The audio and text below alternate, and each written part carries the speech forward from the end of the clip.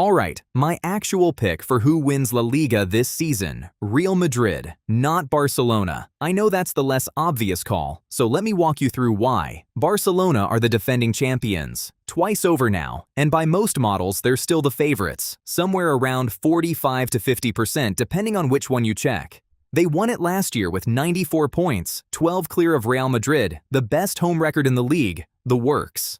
On paper, that's a dominant team you don't bet against lightly. But here's the thing about back-to-back-to-back. Nobody's actually pulled off 3 straight La Liga titles since Guardiola's Barcelona back in 2011. And this Barcelona side isn't the same one that won it. They lost Lewandowski up front, which means Flick has to figure out a new front line on the fly. And doing that while everyone else in the league is gunning specifically for you is a different kind of pressure than chasing someone else. Now flip over to Madrid, 2 trophyless seasons in a row. That's genuinely rare for this club, and it's exactly the kind of humiliation that makes Florentino Perez do something drastic. So he brought back Mourinho.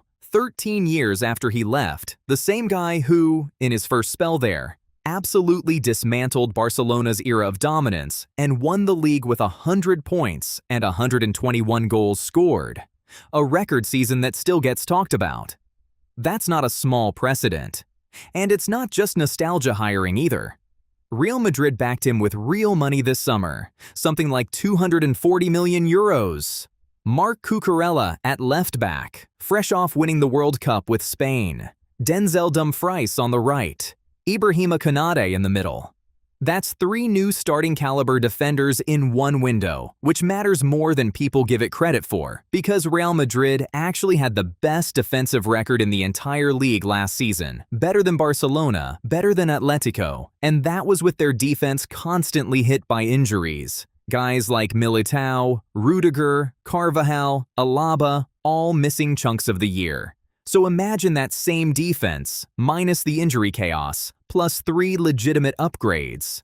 Then look at the attack. They already had Mbappe, Vinicius, and Bellingham, which is already one of the scariest front lines in world football on paper.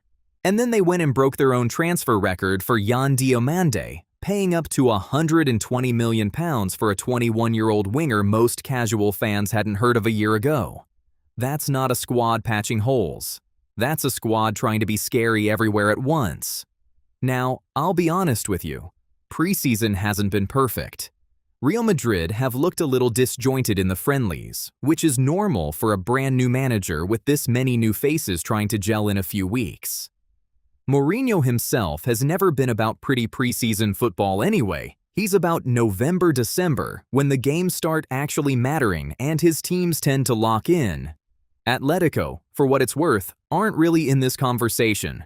They're a Champions League and Copa del Rey team this year more than a title team, and I don't think that changes. So it comes down to Barcelona defending an incredibly difficult three-peat with a weakened front line against a Real Madrid side that spent 9 figures rebuilding exactly the areas that cost them the league last year, under a manager with an actual track record of doing precisely this. History says three-peats are hard. Money says Madrid went all in.